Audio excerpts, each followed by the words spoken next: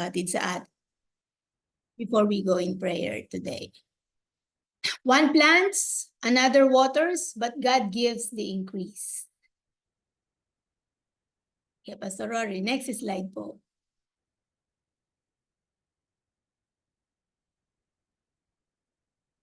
Oh, so this is about the life of James Taylor. So sino ba si James Taylor? Siya po ay may pharmacy in Yorkshire, England, and in early 1832, he knelt in the back of his shop beside his pregnant wife, Amelia, and prayed, "Dear God, if you should give us a son, grant that he may work for you in China." Wow! Bakit kaya mayroong special spot sa heart niya ang China? And true enough, God gave them a son a few months later, and they named him James Hudson Taylor. Oh, wow. So he is an answer to the father's prayer. Although his parents did not tell him of their prayer for him for years, as a boy, he would often say, "When I am a man, I mean to be a missionary and go to China." So bata pa po siya, meron na siyang ganong vision kahit hindi sinasabi sa kanya ng mga magulang niya. That's so wonderful. But by the time Hudson was 17, he was a typical rebellious teenager and had no interest in being a missionary. But his family continued to pray. That summer, when his mother was visiting her sister 40 miles away, she felt led to lock herself in a room to pray for Hudson's salvation and not come out until she had the assurance that her prayer had been answered. So that is a very powerful prayer para sa mga magulang, sa isang nanay na manalangin para sa kanyang anak. We know that God's answer is always yes, especially for the salvation of other people. And lalong-lalo na po ito, sarili niyang anak yung kanyang ipinag-pray. So let's see what happened next. Back home, Hudson picked up a gospel tract that afternoon on Christ's death on the cross for sinners and accepted the Savior. Within a few months after Hudson experienced his new birth, his call to China was reconfirmed during a night of prayer, which he described as filled with unspeakable awe and unspeakable joy. So, kaboborn na ganyan, and then ilang buwan lang, eto na po, yung confirmation na siya po ay magiging missionary. So imagine a 17-year-old lad, young man, na bagong kakikilala niya sa Panginoon and now receiving this call to become a missionary. So with a sense of urgency, Hudson finished his schooling and sailed for China at the age of 21. So that means 4 years after. At that time, there were 350 baptized Chinese believers. And during his first term, he married and made several evangelistic trips into the close interior of China, but was forced to return to England because of his illness. So from the 350 Chinese believers, meron po siyang nakasama sa kanyang pagmimisyon. And there, when he went back to England, he regained his health and felt an increasing burden for the millions in the interior of China. So from 350, we hope and pray na itong burden niya na millions ay nawin sa Panginoon. When the interior was open to Westerners, Hudson could find no mission willing to back him. So he founded the China Inland Mission in 1865. So we don't know how it was then. Siguro pumupunta sila on their own And so because of that, siya mismo ang nagbuo ng China Inland Mission. This probably is an organization, missionary sending, kagaya nung send na meron ngayon tayo, at iba't ibang mga mission agencies. So, he himself founded this CIM to back him up in his missionary journey. So the CIM had several unique distinctives. It was interdenominational, and missionaries were recruited from the working class rather than from the universities. So you can imagine that missionaries sent were professionals kasi mga nasa working class na sila. Hindi lang mga nag-aaral, hindi na mga estudyante. So direct appeals for funds were forbidden. Wow, with missionaries depending directly upon God for their support. So, hindi sila pwedeng mag-solicit from anyone else, but they are directly asking the support from the Lord. This is really a great leap of faith para sa mga misyonero na yon. Siyempre, iiwan po nila yung mga trabaho nila para makapag-mission sila sa China. And, ayan nga, direct appeals for funds were forbidden. Bawal silang manghingi. Pero, pwede sila dumiretso sa Panginoon para humingi ng support. That's really awesome. So, initially, Hudson prayed for 24 workers, 2 for each unreached province of China. And the first 15 sailed in May 1866. And by 1882, the China Inland Mission had workers in every province. Wow. By 1895, it had 641 missionaries. And by 1914, the China Inland Mission was the largest missionary organization, reaching its peak in 1934 with 1,368 missionaries. Wow, praise the Lord.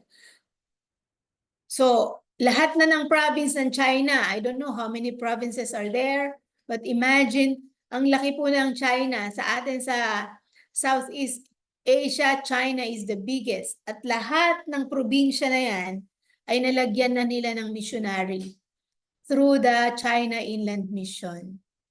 And there are 1,368 in 1934.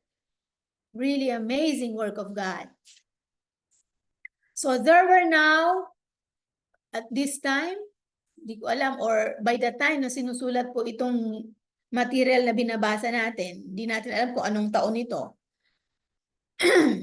There were now 500,000 baptized believers in China. 500,000. Almost 500,000. Then civil war broke out when the Chinese nationalists and the communists. The two enemies joined forces to fight Japan, but after the war, they went back to fighting each other. Okay? So, yung giyera nakahadlang para magdire-diretso yung propagation ng gospel. By September 1949, the Chinese communists had won, and the nationalists retreated to the island of Taiwan. The last CIM workers left China on July 20, 1953, leaving behind 1 million believers. So alam naman po natin, pagka ang mga communist na ang naghari and they are atheists, hindi mga naniniwala sa Diyos yan, at ang gagawin ay yan, pinaalis ang mga missionary. And 1953, July 20, and that is the day today, the last worker left China and leaving 1 million believers. So the first 2 decades under communism were ones of intense persecution. So imagine po natin, alis ng mga missionary, wala na missionary doon. But there are still a lot of Christians, yung mga 1 million na mga mananampalataya na yon. In reaction, the church went underground. And up to now, hanggang ngayon po, ang mga churches doon ay underground. And many Christians stopped attending church. Yet, by 1980, there were 2 million believers. So, kahit na pinigilan ng government ang preaching and teaching and the Christian groundwork, hindi po napigilan ang mga Kristiyano para ipagpatuloy yung kanilang gawain. That's why I always say, because I watch po a documentary, pinadala ng kaibigan kong missionary, kung paano po sila nag-worship sa China. Up until now, hindi po lantad kasi ang mga Kristiyano eh. Hanggang ngayon, nasa mga house churches sila. Pero they are growing so fast. Sa mga house churches na yan, nagbabasa ng Bible, nag-worship. So yung Christian spirit, hindi na dampen dahil sa giyera o dahil sa communism, they continued. And we don't know how many million believers are there in China now. This is 1980 and there were 2 million believers. At mamamangha po kayo kung paano mag-worship yung mga Chinese believers. Talagang they are so in love with the Lord na hindi po sila pwedeng pigilan ng kahit na ano, ng gobyerno or whatever. So since the early 1980s, the growth of the church in China has no parallels in history. Hallelujah. In 2000, there were approximately 75 million Christians in China.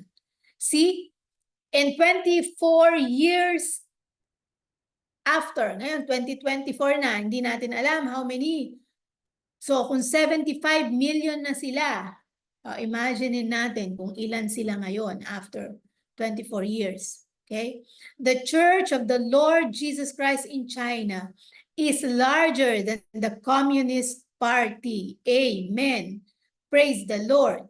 So, talagang ang paggalaw ng Panginoon, hindi mo po talaga mapipigilan. I even heard that many Christians were ang tawag dito, smuggling the Bible. Itinatakas po nila para maipasok nila dyan sa communist country na yan. And wala pong nakapigil sa pagkilos ng Panginoon kung papaano ang communist country na ito ay mawin sa Lord. Now, it's really a blessing that they are even bigger than the Communist Party. So the sacrificial seed sown by the missionaries of China Inland Mission and other missions bore fruit 1,000-fold. Yet God chose to have the missionaries removed before the harvest. So yeah, remember, June 20, 1953, wala nang missionary. Pero nagtuloy-tuloy po yung growth and bearing fruit and harvest. Wala na yung mga nagplant ng seeds and yet the work of the Lord continues. Okay? So, God chose to have the missionaries removed before the harvest that He alone might receive the glory. So, wala na, hindi na yung mga missionaries ang i-recognize, but only Jesus Christ. Only God who put that faith in the heart of the people. Oo nga naman, kasi kung may missionaries doon, sabihin, dahil sa akin, kaya nagkaroon ng ganyan. But God removed them already and let Himself do the work, do the harvest by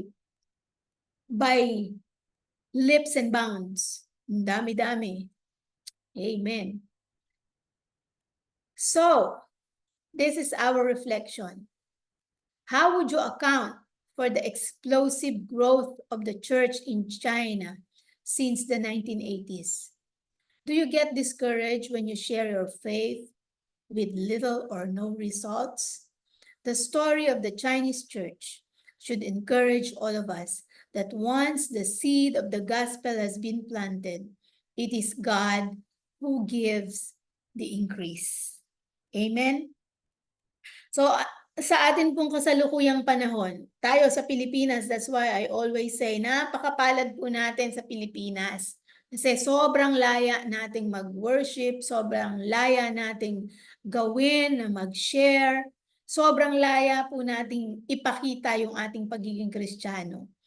Pero imaginein po ninyo, itong mga persecuted countries na ito, China, ito pong mga nasa Middle East, sikreto nilang ginagawa yung kanilang worship. When we were in Israel, ganun din. Ang tawag nila dun sa worship place nila, ano ba yan? Bombshell.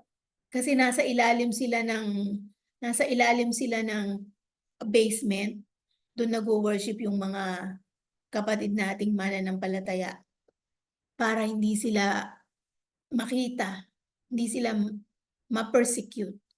But we are so free para ipakilala ang Panginoon kung saan man kayo naroroon ngayon. Dito po sa Amerika, although this is a Christian nation, pero napakarami na ring tao yung hindi na nagsisimba. Makikita niyo po sa listahan ng mga pasyente, yung ospital po na kinalalagyan namin ay almost 1,900 plus yung bed capacity. Pero makikita mo sa listahan ng mga pasyente na most of them are non-religious or non-denominational. Wala na pong masyadong active sa mga simbahan. Pag nakausap mo yung mga pasyente, malalaman mo na dati po silang Baptist or dati silang kung ano man, pero ngayon wala na. Yung iba, they even turn to become atheists. So, ganyan ang sitwasyon natin sa mundo. However, we keep on sowing the seed and we leave it all up to God. Pag na tanim sa puso ng mga tao, yung pananampalataya, ang Diyos na po ang bahalang magpatubo. And we don't receive the glory. I for one, dito po sa araw-araw na pagbisita sa mga pasyente, ang lahat lalo na yung mga hindi naniniwala sa Panginoon, pagka na-sharean mo, I leave it all up to God.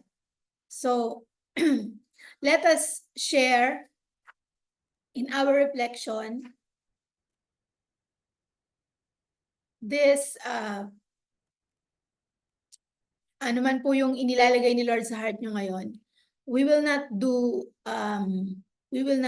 breakout room, but we will encourage everyone na gusto pong mag-share. Paano ang ginagawa ng Diyos sa buhay mo ngayon bilang missionary niya. Because you and I are missionaries in our own way, as what other people say. Every heart without Christ is a mission field, and every Christian is a missionary. So how are you doing with your work as a missionary? Sige, Pastor Rory, i-flash mo po yung susunod na verse. Let's read this verse. The rain and the snow come down from heavens and stay on the ground to water the earth. They cause the grain to grow, producing seed for the farmer and bread for the hungry. It is the same word with my word. It is the same with my word. I send it out, and it always produces fruit. It will accomplish all I want it to, and it will prosper everywhere I send it. So yan po ang paniwalaan natin. Hindi babalik ang salita ng Diyos ng walang kabuluhan. So anuman yung sinyer natin sa ibang tao, na salita ng Panginoon, paniwalaan natin na ito po ay mamumunga. Okay, so how are you with your sharing the word? Yan po ang goal natin ngayon. To keep spreading the word, to keep sowing the word, and let God make it grow. Sino po ang willing mag-share?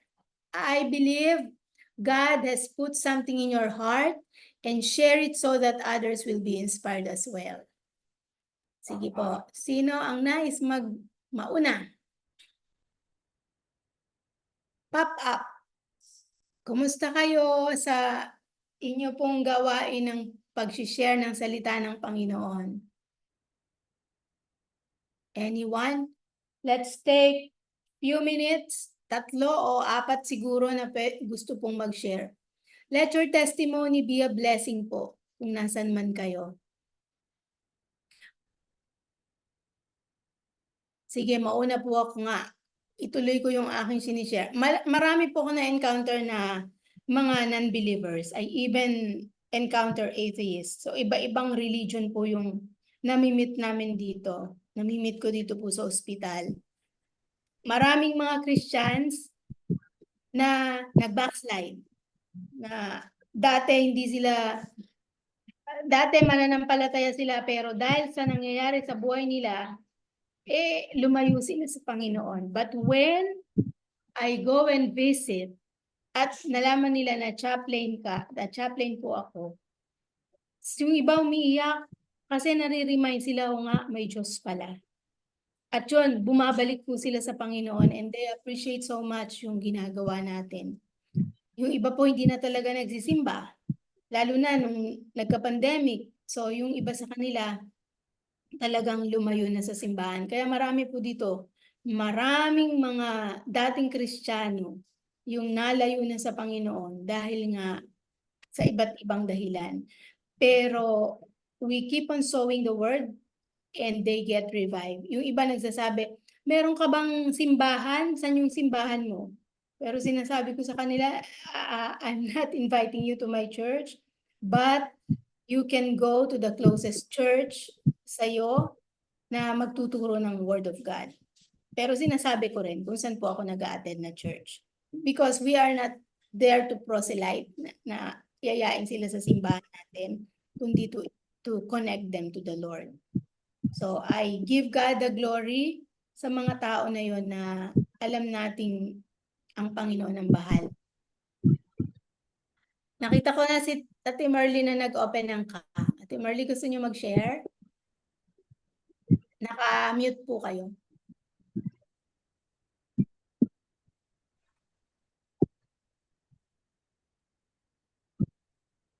Naka-mute ka pa rin po. Yan. Okay na po? Opo. Can you hear me now? Yes po, yes. Yes, good morning po to everyone. Nakakalungkot po yung mensahe ni Pastoran D.S. Leyda kasi sabi nga natin, sabi ng Panginoon kasi go doon sa Matthew 28:19-20.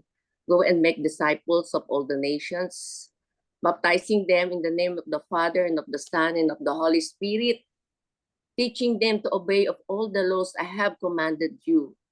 And do not be afraid, I'll be with you to the end of the ages. So nandun po talaga yung tagubilin sa ating Panginoon Jesus na tayo patuloy na humayo. Kaya purihin po ang Panginoon kasi ang Taytay Methodist Church, in behalf of Taytay Methodist Church, meron po kami talagang programa. Na talaga meron po kami lagi na programa na ang bawat isa ay talaga namang mahasa sa pagbabahagi ng mabuting balita. Nagbibigay po kami ng training paano po ang bawat isa ay matuto kahit one verse evangelism lang. Kasi po yung evangelism explosion medyo mahaba pong proseso yun. But anyway, through our evangelism committee, meron po kami street evangelism, meron po kami night of evangelism, at hindi po mawawala talaga sa puso ng bawat isa sa atin. Kasi hindi po ba naalala nyo, mula na tinanggap natin si Jesus sa puso natin, ang sabi niya, itong living water na to ay babalon at bubukal sa ating mga puso, sa ating kalooban. Kaya katulad ng isang Samaritanang babae, Samaritan woman, nalagay talaga sa puso niya na ibahagi sa iba yung Messiah na kanya namit. At dahil sa kanya, she was considered as the first evangelist in the history of the Bible. At dahil sa kanya, narinig ng mga Samaritano, Samaritana ang kanyang binahagi. Marami po ang nagbalik loob sa ating Panginoon. Kung kaya, sabi nga, di po ba, sa totoo lang po, ginamit din po ako ng Panginoon kasi kami po, we were born Catholic. Mga kamag-anakan po namin Catholic talaga. Pero talaga sabi nga, nalagay na sa puso natin yung desire na katulad ni Apostol Pablo, hindi siya tumigil na ipangaral, ibalita ang mabuting balita at anywhere, at anytime, at any cost. Na kahit siya nasa bilangguan, di po ba, meron siya mga istorya sa Biblia, na kahit siya nasa bilangguan, nagsishare siya ng mga salita ng Diyos, kumakanta siya, umaawit siya ng mga himno, at dahil na mga narinig ng mga nakabilanggo, ang kanyang pag-awit, ang kanyang patutuo, ang kanyang o paano siya binago ng Panginoon. Marami po ang na-transform na mga bantay, marami ang na-transform na mga inmates doon sa bilangguan. Kung kaya't nalaman po ng mga bantay, katulad doon sa sinasabi sa Taga-Pilipos, na ito palang taong to, hindi naman pala to kriminal. Kaya lang siya nabilanggo dahil sa pagtanggol niya sa ating Panginoong Jesus. Dahil sa kanyang paninindigan sa kanyang pananampalataya. Kaya hindi po siya may consider talaga na siya ay dapat ibalanggo. At dahil kay Apostol Pablo, marami po ang naliligtas. At ang prayer ko po, maging sa ating lahat na nandito ngayon sa platform, mailagay ng God sa puso natin na patuloy tayong humayo, katulad po na mensaheng ating narinig. At any time, at any cost, at any situation of our life, share, pray, preach the word of God. Dahil yun naman ang bilin niya sa bawat isa sa atin na ipagpatuloy ang gawain ng ating Panginoong Jesus. In Jesus' name, salamat po. Amen. Amen. Thank you po. Thank you, Ate Merly. Yes po. Yan, talagang inspiring ang mga mission works ng mga taga-Taytay. Yan, meron pa po? Meron pang gustong mag-share? Kumusta kayo sa inyong work, personal task? Sige po, Tita Jo. Tita Kaka. Kami po, magandang sige. umaga po sa ating lahat. Kami po sa Overflow Christian Community, ang main ministry po namin, yung Children's Ministry. At yung mga inaabot po namin mga bata ay mga nandun sa mga depressed area ng Cainta, sa Floodway, sa Corinthians. Yung Corinthians, doon nandun lahat talaga yung dinala ng mayor na inalis sa mga, basta doon yung mga mahihirap, mga, kumbaga may mga pabrika ng bata doon sa lugar na yon, sa El Santos, sa San Roque. 4 na ano po yung aming pinupuntahan ng mga bata, 4 na lugar. Kasi naniniwala po kami ang mga batang ito ay gagamitin talaga ng Panginoon. Lalo na sa mga pamilya nila kasi mga unbeliever po sila talaga. Talagang mararamdaman mo ang mga bata kulang talaga sa pagmamahal. Yung talagang wala talaga silang alam tungkol sa kay Lord. Kaya ngayon naman nakikita po namin yung transformation talaga sa mga bata. Kaya sabi namin, talagang hindi masasayang kung ano man yung itinatanim namin sa mga murang puso ng mga bata, at saka sila yung gagamitin ng Panginoon sa kanilang mga pamilya. Dahil talagang nakikita talaga namin talaga yung pagbabago ng mga bata. Even minsan may dadating doon kasama yung mga kalaro, ganyan. At saka isa pa kasi kami sa aming sa aming service. After yung service namin, meron kaming love feast. Parang yun din yung isang way para makahakot ng tao. Lalo na yung mga bata na kulang talaga sa pagkain. Makikita mo nandun sila. Yung mga sabik na sabik sa pagkain, talagang at least yun, one way na nakakahakot ng mga bata, hinakot nila yung mga kalaro nila. Naglalakad lang sila kahit malayo. Kasi kami nasa CES ngayon sa Cainta, sa may Parola. Yung iba galing sa Vanguard. Makikita mo, ang liliit nila. Tapos talagang maano ka, pag dumadating sila, sabik na sabik talaga sila sa mga sa yakap. Kaya naniniwala kami yung ginagawa namin pagtatanim sa mga bata. Di po masasayang. At saka ako, Amen. ang ano ko naman, yung personal kong ginagawa.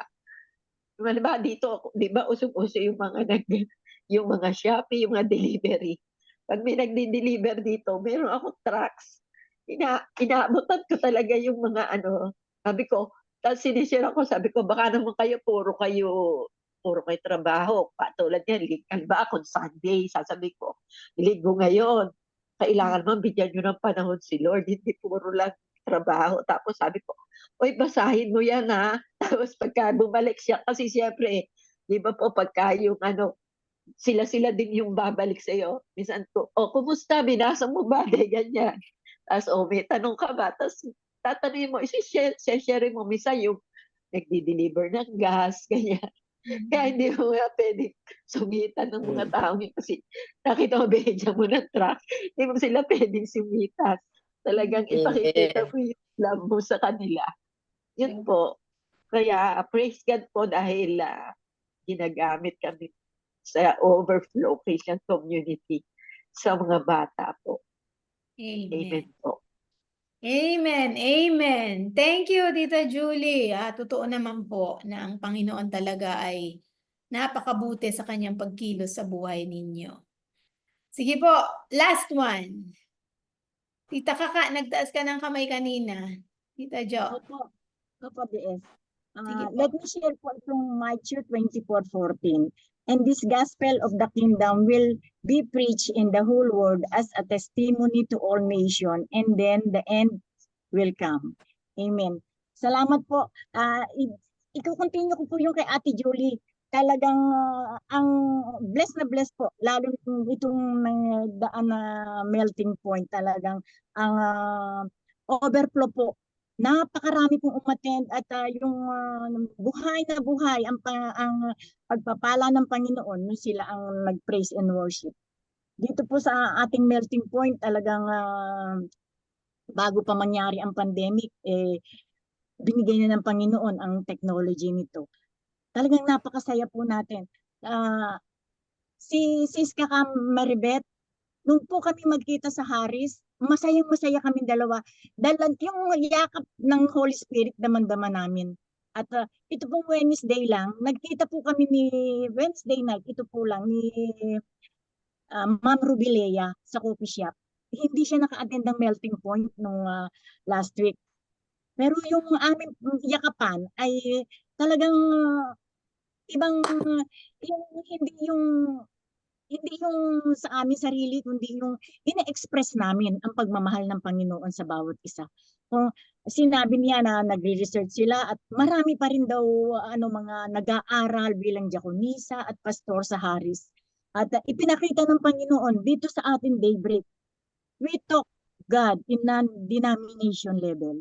Kaya purihin po ang Panginoon. Salamat po. Yun po. Amen. Amen. Salamat po, Tita Kaka. Ayan, sige po, kung meron pa pong gusto pang mag-share, i-share natin sa iba. We need to take time to pray. So, sige po, sa oras pong ito, tayo po ay sama-samang manalangin para sa ating mga kapatiran. Pero bago po natin gawin yon, let's pray closing the devotional by asking the Lord na ilagay niya po sa heart natin yung talagang desire na patuloy na ipakilala siya sa iba.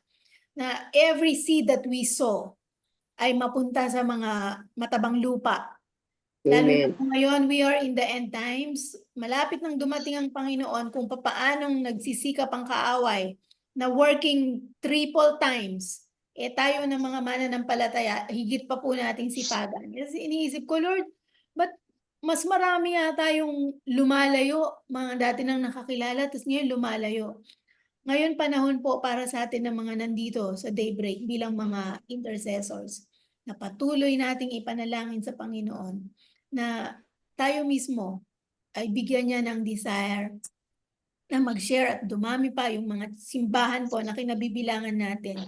Huwag makalimutan yung atin pong mandate to go and make disciples. Sige po, let's request si Tita Conchita. Napangunahan po tayo sa panalangin na i-close po yung atin pong devotional ngayon. Maging masigasig tayo sa ating pag-share. Tita Chit? Sige po. Sige po.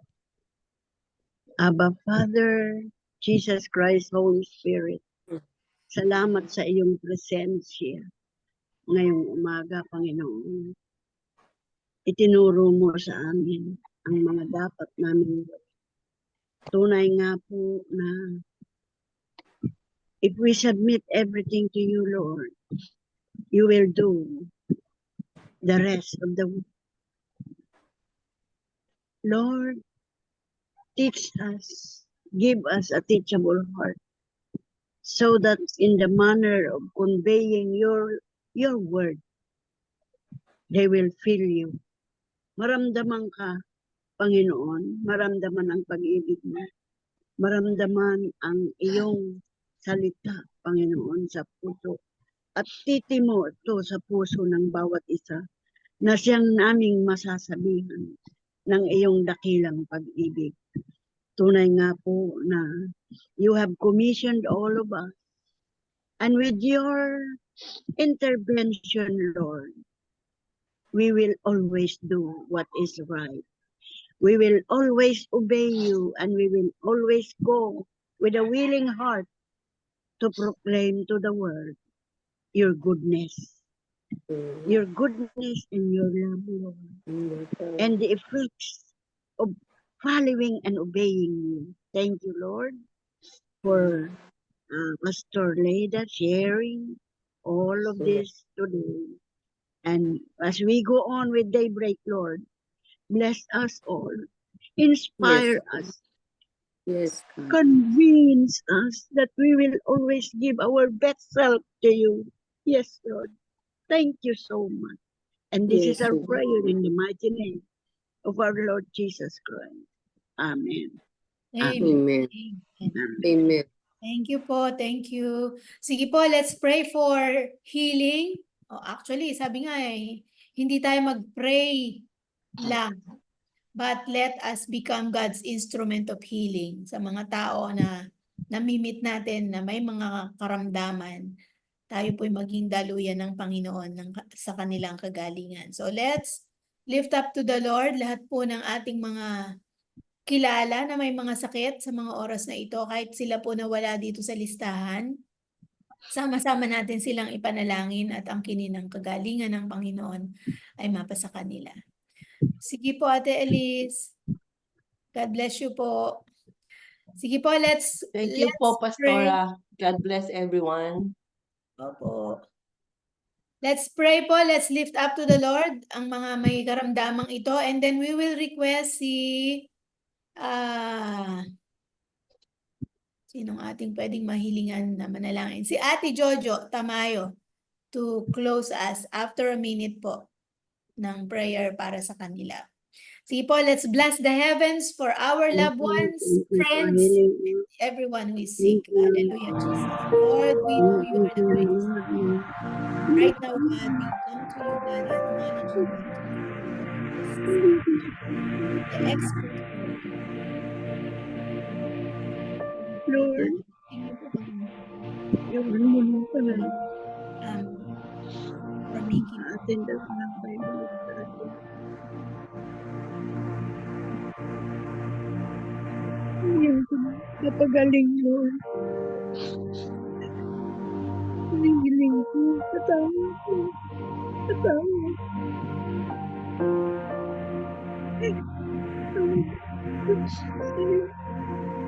Ito nangyari na.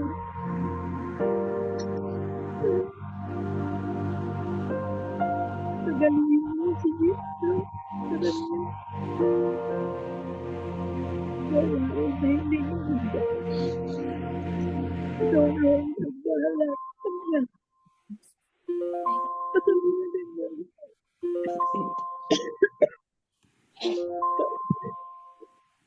Ate Jo. Opo, Panginoon, magandang umaga sa iyo. Patuloy kami lumalapit at tinataas namin ang aming mga kapatid na naririto sa listahan o mga kakilala namin na wala dito sa listahan na meron karamdaman sa kanilang mga katawan. Hindi po maiksi ang iyong kamay upang hipuin ang bawat isa from the top of their head to the soles of their feet, Panginoon. We claim healing. Ikaw na po nagpagaling sa kanya, and sabi mo nga po, by your wounds, everything is healed. Wala ka pong sinisino, lahat po ay iyong pinapagaling. Maraming salamat. We claim healing and we are all healed from our sickness. Maging sakit sa katawan po ito o spiritual healing, Panginoon. Kami iyong hinipo na at kami iyong gagamitin upang maging patotoo kung paano ang pagpapagaling mo sa aming katawan, sa aming spiritual na pagkakulang ay nagkaroon na ng katugunan. Maraming Yes. salamat, Panginoon, pati po ang mga financial na pangangailangan ng mga kapatid namin ito. Alam ko ikaw ang nagpo-provide. Gayon din Yes, po God. sa mga nag-aalaga sa kanila. Patuloy Yes, mo Lord. silang pinalalakas, patuloy mo silang sinasamahan, at wala pong uuwi sa platform na ito na hindi nagkaroon ng kagalingan. Ultimo sa Amen. pinakamaliit na sakit ng kanilang katawan, we are healed. We are healed. By your stripes, we are healed. By your blood, you cover us with your blood so that no harm will come to our physical body, to our spiritual body, Panginoon, to our spirituality. Sinuo mo na kami, Panginoon, sapagkat ikaw ang unang dumanas ng mga sakit para sa amin. We claim Yes, Lord. healing and we pray healing for all of us here, Lord Jesus. Maraming salamat. In Jesus' name we pray, in Jesus' name we ask, and we claim victory over the sickness through you, Jesus. Amen and amen. Amen. Amen. Amen. Salamat po. Thank you, Tito Jo. Yeah. So right now, ang atin pong Mountain of Influence ay education. So let's keep on praying na yung atin pong mga educational institution ay mag-sow ng seed of faith. At manatili po na yung pananampalataya ay maitanim sa puso ng mga bata. Alam niyo po, dito sa Amerika, tinanggal nila yung pagpipraise at mga Christian living na mga subject. Kaya yung society ngayon ay sobrang gulo. Yung sinasabi ng mga matatandang Amerikanong nakakausap ko. Kasi nga, hindi na pinapayagan ang pananalangin in public sa mga public schools. Tinanggal yung mga Christian values. Panalangin po natin na dyan sa atin sa Pilipinas, magpatuloy na ang mga educational institutions natin ay itanim sa puso ng mga bata, especially yung mga Methodist or Christian institutions, gamitin ng Panginoon para hindi lang po knowledge ang itanim sa puso ng mga bata, kundi pananampalataya sa Diyos. Sige po, let's lift up to the Lord this prayer item and let's keep on claiming na ang Diyos ang gumagawa po dito. Sige po, let us pray. Yes, Lord, we pray, Father Lord, God. Jesus, Heavenly Father, To let thank you, our Lord, testimonies of sapagkat pinagpapit mo, Lord, ang aming mga Christian school na planting maging seeds of faith, Lord, in the yan lives ng of iyo and kapapagpapalit. their families. Salamat po. Dalangin namin na i-bless you. Hawakan niyo po ang Lahat puso ng Panginoon bata. ng mga eskwelahan. First Give Layan, them wisdom, give them good Taytay health, UMCS, give them Panginoon teach ang heart to their parents, PCU, Lord, love them, at lahat give them to their schools parents, na meron Lord. dalangin Kasi namin lahat bigyan po sa Harris, sila kapit na maging instrumento kung hindi sila Pilipinas sa iyo at lalo na sa mga Lord, to continue, God, pag-ibig to po na make our schools education sa Pilipinas they na are lalo unlocking the minds and hearts ipatanggap of our young people. iyong kaligtasan sa mga bata, Panginoon. Mga bata na ismong sila ay mapag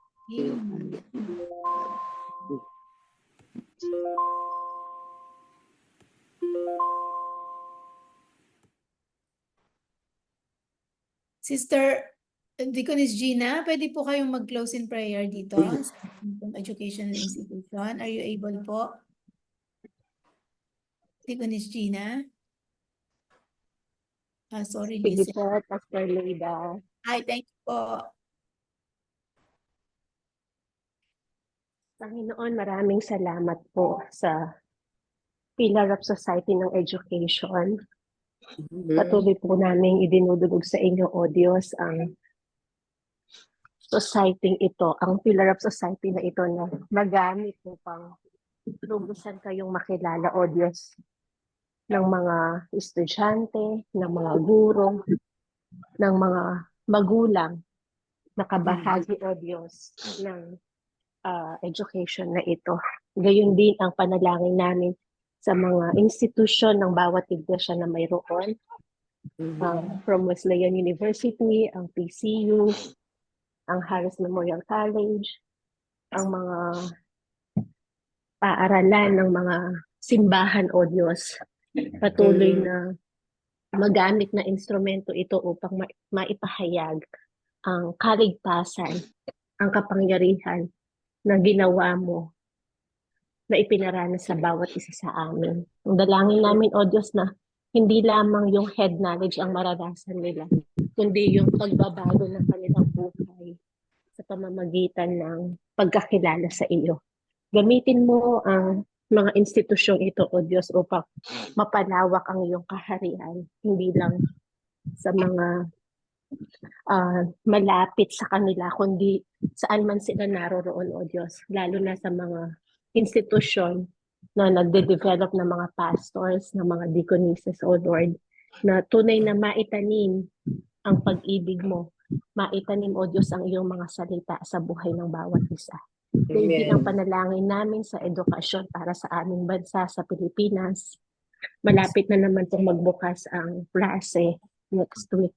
Manalangin namin, O Diyos, na ang sistema sa edukasyon ay patuloy na pagpalain mo ang iyong mga pinili na manguna para sa institusyong ito, O Diyos, ay patuloy na mabigyan ng karunungan upang makita, O Diyos, na hindi lamang yung mga subject ang maituro sa mga bata, kundi yung iyong mga salita, sapagkat iyon ang mas mahalaga ang makilala at maranasan nila kayo kaysa doon sa matuto lang sila sa kanilang kaisipan, kundi yung maranasan nila, O Diyos, yung pag-ibig, maranasan nila, O Diyos, ang iyong kapangyarihan na kikilos sa kanilang mga buhay. Pinagkakatiwala po namin sa inyo ang mga estudyante, ang mga guro, ang mga DepEd Secretary, higit lalo, O Diyos, ang lahat ng mga magulang na magdadala ng kanilang mga anak sa mga paaralan. Maraming salamat, Panginoon, sapagkat ginagamit mo ang platform na ito upang maidulog sa inyo ang Pillar of Society na ito na napakahalaga sa bawat isa sa amin. Maraming salamat po at lahat po na ito pinagkakatiwala namin sa inyo. Ito po ang aming dalangin sa pangalan ni Jesus na aming Panginoon at tagapagligtas. Amen. Amen. Salamat po. Ayan, sige po. At for the last prayer item, panalangin po natin yung ating bansa at maging ang mga bansa na nagkakaroon po ng digmaan. Pwede po bang mahilingan si Sister Mary Beth na pangunahan po tayo sa pananalangin dito and also for the Thanksgiving prayer. And then si Pastor Rory po ang ating benediction. Thank you po. Good morning. Hallelujah. Amang Diyos na buhay, Diyos namin, sinasamba sa Espiritu at sa katotohanan. Lord, napakabuti mo, napakadakila ng iyong pag-ibig at ang katapatan mo sa iyong pangako, Panginoon, na ikaw nga ay hindi mo kami iiwan, hindi mo kami pababayaan. At ang iyong inumpisahan sa aming mga buhay, yung ikaw lamang ang tatapos. Lord, salamat sapagkat kaming naririto sa platform na ito ay nakakilala sa iyo bilang aming Panginoon at tagapagligtas. At kami, Panginoon, ay sumusunod sa iyong utos. At thank you, Lord, for reminding us, O Lord, to make disciples of Jesus Christ for the transformation of the world. Salamat po sa iyong pangako, Panginoon, gagabayan mo kami at sasamahan mo kami. Patuloy nawa kami, Panginoon, bawat isa sa amin maging bold, O Lord, in sharing your love, in sharing your word, in sharing the encompassing faithfulness of God. Salamat po, Lord, sa iyo, sa opportunity to pray, O Lord, for our government. Lord, we pray for you to continue to bless the Philippines. The Philippines belongs to you, Lord God. The Philippines Yes, is God. for the Lord Jesus Christ. And this, Amen. as a Christian nation, Lord, the entire Philippines belongs to you. And we pray for you to bless the leaders of this land, the president, the vice president, the executive levels, judiciary, and the legislative. Lord, we pray that these people will be influenced by your word. We know, Lord, na mayroon pong mga Kristiyano sa bawat level ng pamahalaan. We pray, Lord, na ma-infect po ng mga Kristiyano ang bawat sulok na kanilang ginagalaw, ang bawat opisina kung saan sila naroroon. Dinadalangin po namin, O Diyos, that Christians will be bold in sharing your love, in sharing your word. Pagpalain mo ang bansang Pilipinas. Ang sona po ng Presidente, bukas kayo po, Panginoon, ang magbigay ng magandang, not only good intentions, but good intentions that will be put into significant actions for the Filipino people and for the glory of your holy name. Lord, salamat po sa iyo. Palain mo po ng aming bansang Pilipinas. And we pray, O Lord, for Israel. We pray for peace of Jerusalem. Lord, we bless Israel. We bless Israel, lifting up to you, Panginoon, the decision makers of Israel. Bless them with wisdom. And we pray, Lord, that many will be born again in Israel, will come to know you in the most personal way. Salamat po, Panginoon. We pray for, Lord, the all nations that are openly supporting Israel, lalo na ang Amerika, Panginoon. Pagbalain mo po ang kabuuan ng Israel, even the defenders, the young men and women protecting, Lord, defending Israel. Bless them, Lord, we pray. At we pray that there will be stop in persecution of the Jews around the world. And Lord, we pray ang aming bansang Pilipinas, ang aming relasyon sa ibang mga bansa. Lord, we pray that even our country, Lord,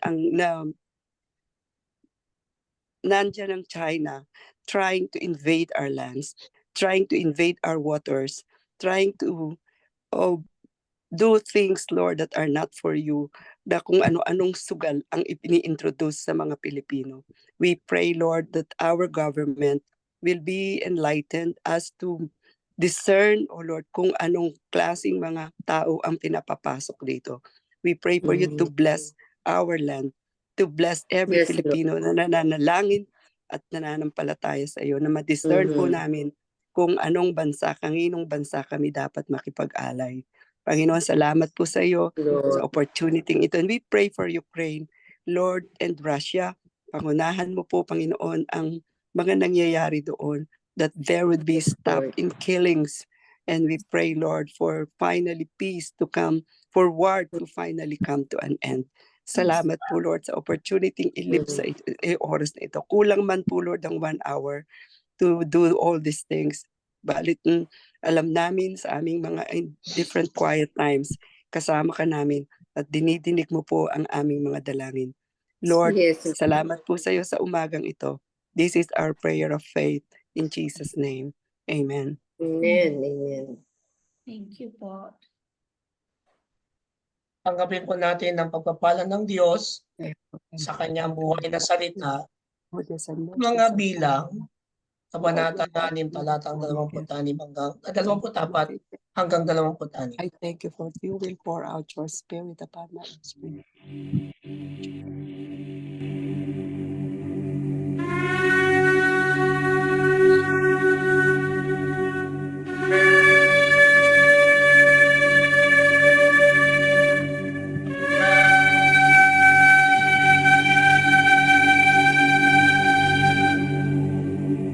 יברכך אדוני וישמרך.